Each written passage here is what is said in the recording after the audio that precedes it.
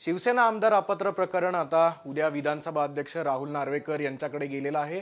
राहुल नार्वेकर उद्या काय निर्णय देतात हे पाहणं महत्त्वाचं ठरणार आहे। मात्र त्याआधी याच्यातल्या या संपूर्ण प्रकरणाच्या कायद्यातल्या काय तरतुदी आहेत हे जाणून घेण्यासाठी माझ्यासोबत कायदेतज्ञ डॉक्टर उल्हास बापट आहेत। सर, गेल्या अनेक दिवसांपासून जेव्हा खरं तर हा बंड झाला तेव्हापासून तुम्ही अगदी बारकाईने हा सगळा प्रकरण जवळून बघतायत। उद्या एक मोठं आव्हान विधानसभा अध्यक्षांकडे असेल का? नाही, मी आपल्याला सांगतोय त्याप्रमाणे की 1985 साली हा अँटी डिफेक्शन लॉ 10वं शेड्यूल जेव्हा घातलं 52वी घटना दुरुस्ती करून, त्यामुळे आजपर्यंत भारताची लोकशाही टिकली आहे। वास्तविक त्यावेळी राजीव गांधींकडे लोक जात होते, तरी त्यांनी पक्षांतर बंदी कायदा करून भारतीय लोकशाहीवर फार मोठे उपकार केले। परंतु हा कायदा भक्कम करण्याच्या ऐवजी यातनं पळवाटा शोधायचं काम फार चाललं आहे। आणि फली नरिमन म्हणतात त्याप्रमाणे पार्लमेंटरी सिस्टीमचं डिजेनरेशन प्राईम मिनिस्टेरियल सिस्टीममध्ये झालं की सगळे, मग इलेक्शन कमिशन असो, एका अर्थाने सुप्रीम कोर्ट असो, स्पीकर असो, गव्हर्नर असो, सगळे एका राजकीय प्रणालीनुसार विचार करायला लागतात। हे दुर्दैवाची गोष्ट आहे। आणीबाणी तसंच झालं होतं, आत्ताही काही प्रमाणात तसंच चाललं आहे। आता सुप्रीम कोर्टाने जो निर्णय दिला आहे, एक लक्षात घ्या की अँटी डिफेक्शन लॉ खाली आपणून जर का पक्ष सोडला तर तो डिस्क्वालिफाय होतो। त्याला अपवाद जे आहेत त्यातलं 1/3 काढून टाकलेलं आहे, 2/3 बाहेर पडले आणि त्यांचं मर्जर झालं तर ते वाचतात, किंवा स्पीकरनी तात्पुरतं जर का पद सोडलं, पक्ष सोडला तर तो वाचतो। आता इथे काय झालं आहे की फक्त 16च लोक बाहेर गेलेत, ते 2/3 होत नाहीत। त्यामुळे 2/3 एकाच वेळी बाहेर जायला पाहिजे होते, हे सुप्रीम कोर्टाने वास्तविक सांगायला पाहिजे होतं। ते सुप्रीम कोर्टाने सांगितलं नाही, ती पळवाट मोकळी ठेवली। एक, त्यानंतर त्यांनी स्पीकरला सांगताना सेपरेशन ऑफ पॉवर्स खाली हा अधिकार स्पीकरचा आहे, अगदी बरोबर आहे, परंतु किती वेळात द्यायचं तर रिझनेबल टाईम असं म्हटलं। आता आपल्या इथे रिझनेबल टाईमचे वेडेवाकडे अर्थ लावले जातात। रिझनेबल टाईम याचा अर्थ अनेक खटल्यांमध्ये 3 महिने धरला आहे, आता 8 महिने झाले, अजून हे झालेलं नाही। त्यामुळे वेळ काढायचं आणि पुढे पुढे ढकलायचं हे सगळं राजकारण चाललं आहे असं उघड दिसतंय, म्हणजे यात काही कोणाला संशय असू नये। आणि तिसरं मला असं वाटतं की स्टेटस को अँटी हा जे कपिल सिब्बल यांनी मांडलं होतं की गव्हर्नरनी जेव्हा विश्वासदर्शक ठरावाकरता अधिवेशन बोलवलं ते चुकीचं होतं, अनकॉन्स्टिट्यूशनल होतं। त्याच्यानंतर उद्धव ठाकरेंनी राजीनामा दिला आहे आणि स्टेटस को अँटीचा अर्थ होतो की त्या पॉईंटच्या आधीची जी परिस्थिती असते ती नेमणं, म्हणजे पुन्हा उद्धव ठाकरेंना तिथे चीफ मिनिस्टर नेमायला पाहिजे होतं, परंतु त्यांनी राजीनामा दिला या कारणास्तव, पण तो नंतर दिलेला आहे। सुप्रीम कोर्टाने स्टेटस को अँटी दिलं नाही। तर या 3 गोष्टींमध्ये मला असं वाटतं की सुप्रीम कोर्टामध्ये पळवाटा राहिले आहेत। एक, किती वेळात निर्णय द्यायचा सांगितलं नाही। 2/3 एकाच वेळी बाहेर जायला पाहिजेत हे सांगितलं नाही। आणि तिसरं, स्टेटस को अँटी दिलं नाही। तेव्हा मला असं वाटतं की याच्यामध्ये सुप्रीम कोर्टाच्याकडूनही काही पळवाटा निर्माण झालेले आहेत।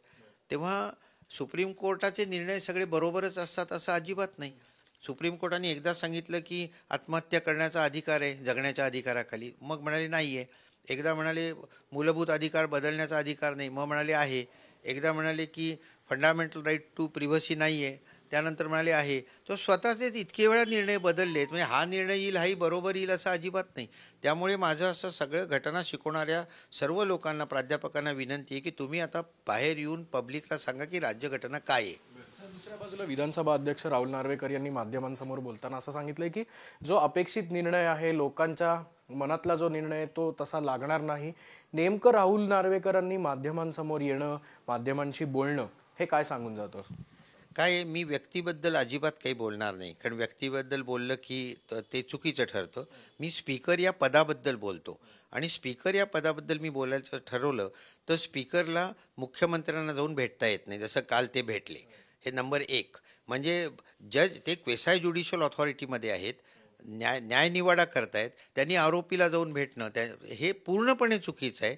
त्याचप्रमाणे तुम्ही विचारलेला दुसरा प्रश्न, माध्यमांसमोर जजला बोलता येत नाही, तेव्हा नार्वेकरांनी माध्यमांना हे सांगणं हेच मुळात चुकीचं आहे। तुम्ही काय करणार ती पुढची काय करायचं करून दाखवा ना, मग आहेत माध्यमं त्याच्यावर अटॅक करायला, तुम्ही आधीच कशाला सांगताय?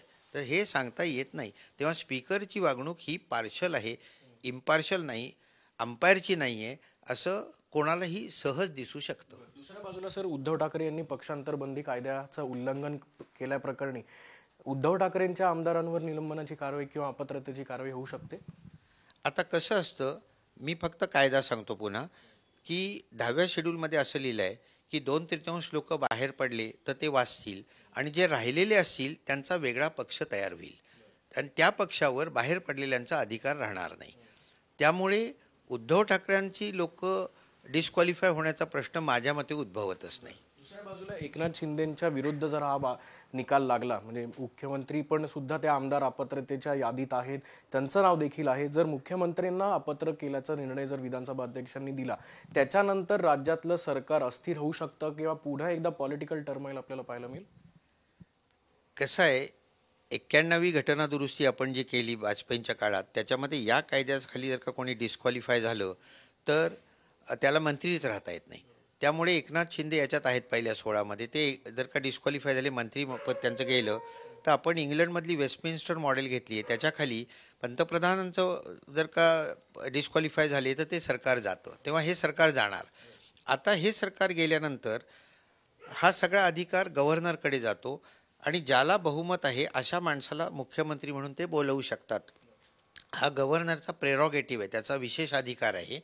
आता यांना जर का 40 लोक बाहेर गेले आणि अजित पवारांचे 40 लोक आत्ता आत आलेले आहेत, तर यांना पुन्हा मेजॉरिटी असेल तर ते वेगळ्या मंत्री बोलवू शकतात. पण तसं झालं नाही तर गव्हर्नर राष्ट्रपती राजवटीची शिफारस राष्ट्रपतींकडे करू शकतात आणि तसं जर का झालं तर 6 महिन्याच्या आत निवडणुका घ्याव्या लागतात आणि मग निवडणुकीमध्ये शेवट जनता ठरवेल की कोण चूक होतं, कोण बरोबर होतं. मी तर नेहमीच सांगत आलेलो आहे की माझी निष्ठा फक्त राज्यघटनेवर आहे आणि सुरुवातच होते we the people of India. तेव्हा शेवट सगळं भारताचे लोक ठरवणार आहेत. न्यायव्यवस्थाही ठरवणार नाही आहे आणि राजकारणी लोकही ठरवणार नाही आहेत. खूप खूप धन्यवाद सर. तर आपण बघू शकतोय की राहुल नार्वेकर उद्या काय निर्णय घेतात याच्याकडे सगळ्यांचंच लक्ष लागलेलं आहे. उद्धव ठाकरेंचे आमदार अपात्र होतात का एकनाथ शिंदेंचं पद जातं, हे आता उद्या राहुल नार्वेकर यांच्याच निर्णयावर अवलंबून असेल. कॅमेरामन किरण काजळेसह अक्षय बडवे, साम टीव्ही न्यूज, पुणे. देश विदेशातील प्रत्येक घडामोडींचे लाईव्ह अपडेट मिळवण्यासाठी आता साम टीव्हीच्या सर्व सोशल मीडिया प्लॅटफॉर्मला लाईक, फॉलो आणि सबस्क्राईब करा. तसंच सर्व नोटिफिकेशनसाठी बेल आयकॉन प्रेस करायला विसरू नका.